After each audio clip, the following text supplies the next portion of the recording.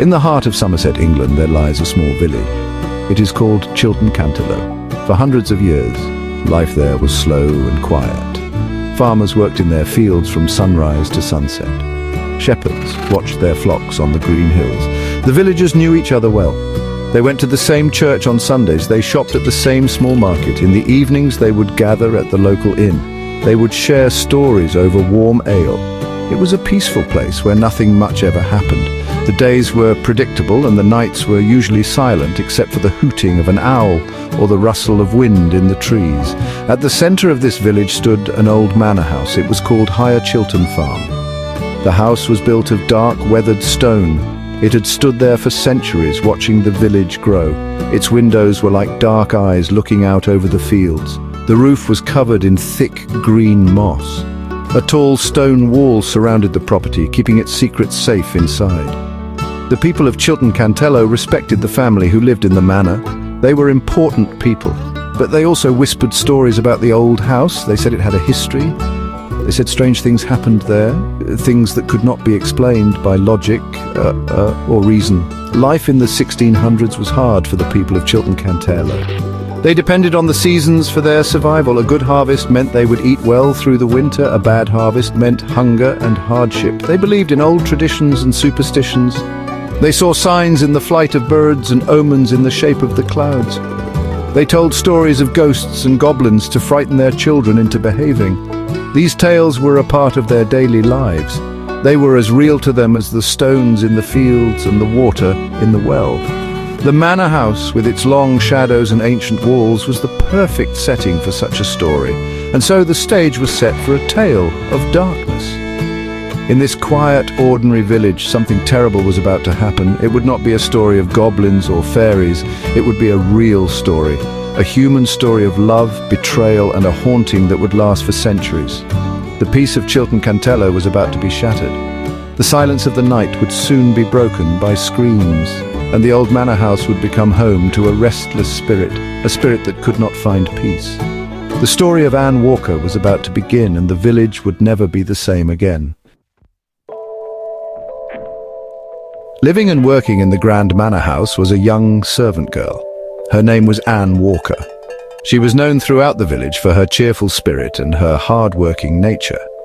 Anne had spent most of her life within the stone walls of Higher Chiltern Farm. She started her work before the sun came up. She would scrub the cold stone floors until they shone. She polished the heavy wooden furniture and tended to the fires in the hearths. Her days were long and filled with endless chores, from mending clothes to helping the cook in the hot, smoky kitchen. Despite the hard work, she was said to be content with her simple life. But Anne had a secret. She was deeply in love. The object of her affection was the master of the house, a man of wealth and status far above her own.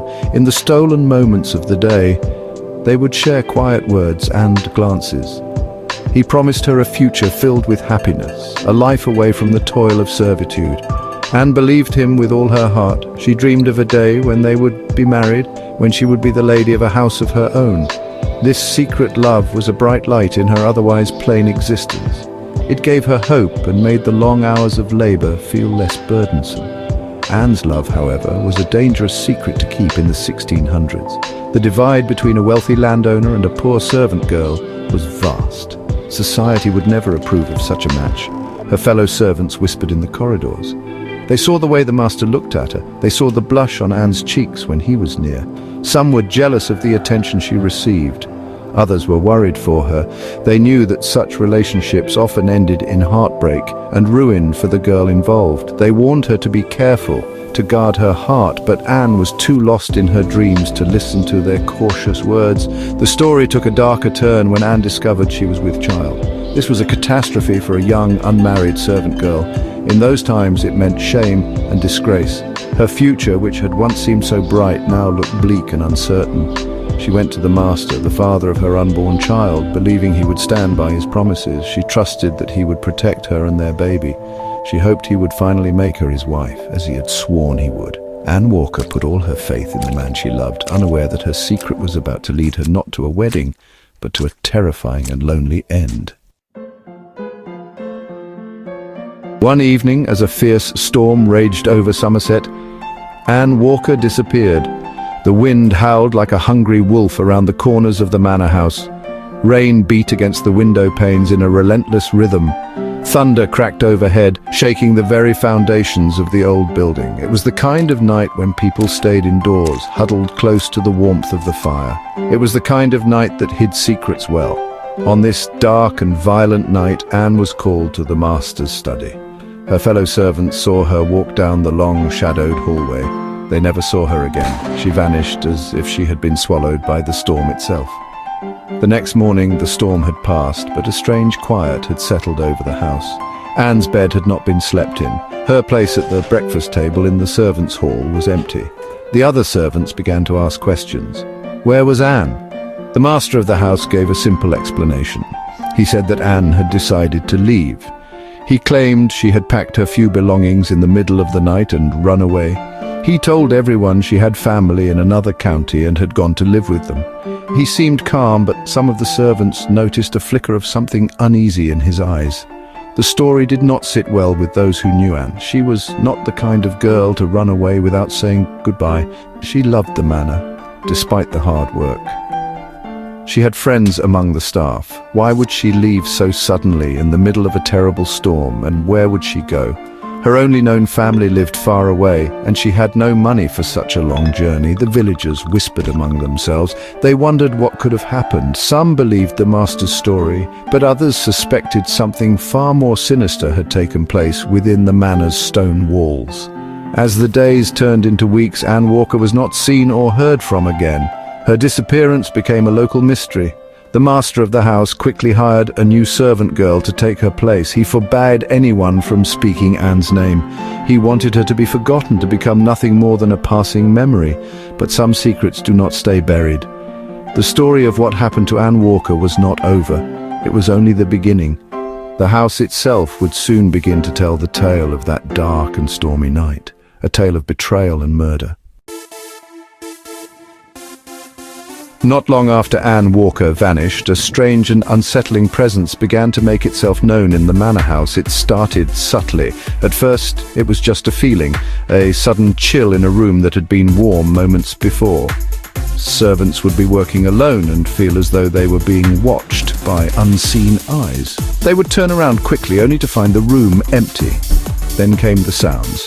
They were faint at first, easy to dismiss as the creaking of an old house settling or the wind whistling through a loose window frame. But the sounds grew louder and more distinct with each passing week. The whispers became screams. In the dead of night, when the entire household was asleep, terrible, piercing shrieks would echo through the corridors. The screams seemed to come from the walls themselves, a woman's voice filled with terror and pain. The sound was so horrifying that it would wake everyone in the house. Servants would leap from their beds, their hearts pounding in their chests. They would light candles and search the hallways, but they never found the source of the screams. The master of the house would grow angry, insisting it was just the wind. But even he could not explain the raw human agony in the cries. Soon other noises joined the nightly chorus of terror. The distinct sound of footsteps would be heard pacing back and forth in the empty rooms upstairs. They were slow and heavy, the sound of someone troubled and unable to rest. Doors would slam shut on their own, and objects would be inexplicably moved from one place to another. The servants grew terrified. They started working in pairs, afraid to be alone in any part of the house. The cheerful atmosphere of the manor was replaced by one of thick, suffocating fear. The place no longer felt like a home, it felt like a tomb, haunted by a deeply unhappy spirit. The master of the house tried to ignore the strange events. He punished any servant who spoke of ghosts or hauntings, but the phenomena only grew worse. The nightly screams became a regular occurrence, always seeming to come from the area around the large chimney in the main hall. The master became withdrawn and irritable, his face pale and drawn. He rarely left his study. The villagers whispered that the house was cursed. They believed it was the ghost of poor Anne Walker, unable to rest. They said she was crying out from beyond the grave, demanding that the truth of her disappearance be known. Years passed. The master of the manor grew old and eventually died, taking his secrets with him to the grave. The house passed to new owners, But, well, the haunting continued. The terrifying screams, the phantom footsteps, and the chilling cold spots remained. Many families tried to live in higher Chiltern Farm, but honestly, none could stay for long. The constant disturbances were just too much to bear. Servants would quit after only a few days, their faces white with fear, telling stories of the screaming ghost that haunted the halls. The manor gained a dark reputation, and for a long time it stood empty and neglected, its windows like vacant eyes staring out at the village. Finally, a new owner decided that the house needed major repairs. He was a practical man who did not believe in ghost stories. He thought the strange noises were caused by drafts and loose floorboards. One of the biggest jobs was to repair the old crumbling chimney in the main hall. This was the very same area where the screams always seemed to be the loudest. Workmen were hired to take down part of the chimney breast and rebuild the structure. They set to work with their hammers and chisels, chipping away at the old stone and mortar that had been in place for decades. As they worked, one of the men's tools struck something hard behind the stones. It did not sound like rock, it was a hollow, brittle sound. Curious, the workmen carefully removed the surrounding bricks and mortar. There, hidden away in a small, dark cavity, they made a shocking discovery. It was a human skull. The skull was stained and old, and it stared out at them with empty eye sockets. A wave of cold dread washed over the workmen. They immediately stopped what they were doing. They knew the stories. They knew about the screaming ghost and the legend of the murdered servant girl. The news spread through Chiltern Canterlow like wildfire.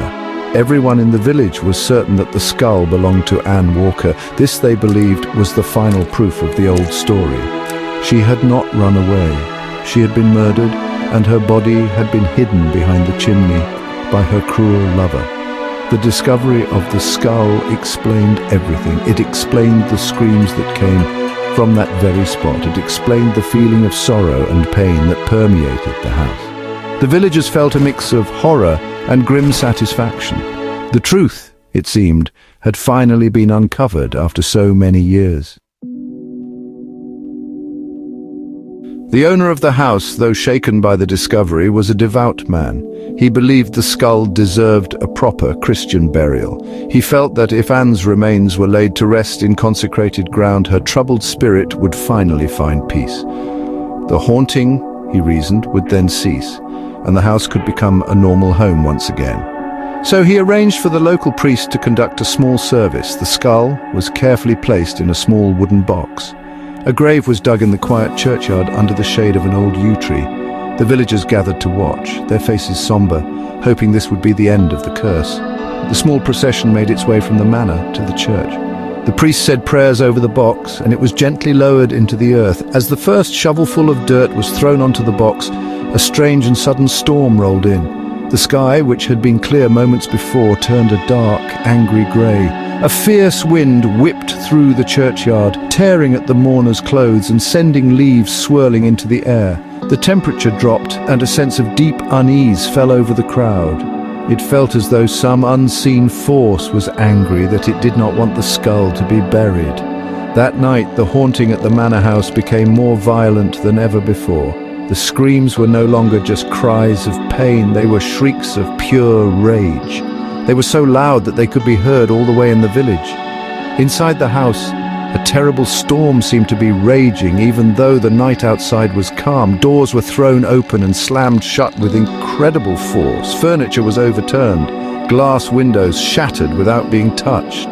The family and their servants huddled together in terror, listening to the ghostly tantrum that was tearing their home apart. The owner now knew he had made a terrible mistake. He had not pacified the spirit, he had enraged it. The ghost of Anne Walker did not want a quiet burial. It seemed she wanted something else entirely. The family could not endure another night of such terror. The next morning, looking pale and sleep-deprived, the owner made a difficult decision. He ordered his groundskeeper to go to the churchyard. He told him to dig up the box containing the skull. He was going to return it to the place where it had been found, hoping to appease the angry spirit that was wreaking havoc on his home. The groundskeeper was not happy about his task. He was a superstitious man, and the idea of digging up the skull filled him with dread. But he did as he was told. He went to the churchyard and dug up the freshly buried box. He carried it back to the manor, holding it as far away from his body as possible, as if it were cursed. As soon as the skull was brought back inside the house, a strange and sudden calm fell over the property. The oppressive atmosphere of fear lifted. The air felt lighter. It was as if the house itself breathed a sigh of relief. The family hoped that the worst was over, but the owner still felt uneasy having a human skull in his home. He decided to try to get rid of it again, but this time he would take it far away. He wrapped the skull in a cloth, placed it in a satchel, and rode his horse out of the village. He planned to throw it into a deep pond several miles away, a place so remote that it would never be found. As he rode further and further from Chiltern Cantello, his horse, which was usually calm and steady, became agitated. It started to sweat and pull at the reins, its eyes rolling with fear. Suddenly, the horse reared up on its hind legs, screaming in panic. It thrashed about wildly, completely out of the owner's control. The man was thrown from the saddle and landed hard on the ground. The satchel containing the skull was flung into a ditch. The horse, now free, galloped away in a frenzy, disappearing over the hill. The owner, bruised and shaken, picked himself up and retrieved the satchel. He knew then that he could not get rid of the skull. It would not allow itself to be removed from the place it considered its home. It seemed Anne's spirit was bound to the manor. Defeated, the man walked the long miles back to Chiltern Cantello, carrying the satchel with the skull. He was tired, sore, and deeply frightened. The legend was true. The skull had a power of its own, a power to cause chaos and disaster for anyone who tried to move it. He had tried to give it a peaceful burial. He had tried to dispose of it far away. Both attempts had ended in terror and failure. There was only one thing left to do. He had to accept that the skull and the ghost of Anne Walker were a permanent part of the house. Upon his return to the manor, the owner knew he could not risk angering the spirit again. He accepted that the skull had to remain within the walls of the house. He instructed the workmen to return to the chimney. He told them to rebuild the cavity where the skull had been found.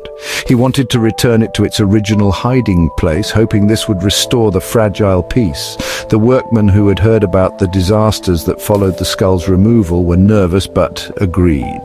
They understood that this was not a normal job. They were dealing with forces they did not understand, and they proceeded with great care and respect. The skull was carefully placed back into the dark recess behind the chimney breast. It was the exact spot where it had rested for so many years. As the workmen began to seal the opening with fresh stones and mortar, the atmosphere in the room grew still and quiet. There was no rage, no violent outburst from the ghost. It seemed that this was what the spirit wanted. It did not want to be buried in the churchyard or thrown in a pond. It wanted to remain in the house, a silent and permanent witness to the crime that had been committed there. The house itself was its tomb. Once the last stone was in place and the mortar had set, the most violent of the hauntings stopped. The terrifying, rage-filled screams ceased. The phantom storms that shook the house abated.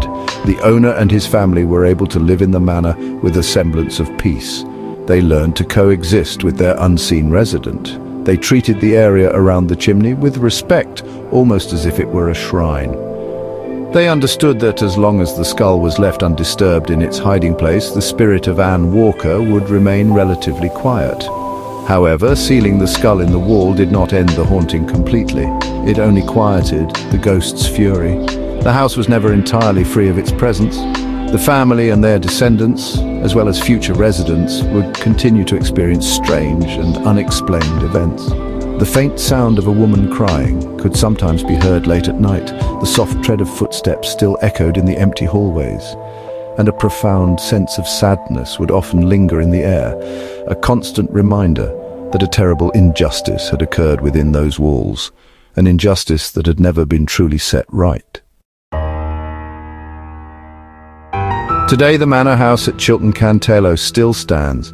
The skull of the woman believed to be Anne Walker remains sealed within its walls, hidden behind the stone of the old chimney. The story has been passed down through generations, becoming one of Somerset's most famous and chilling ghost legends.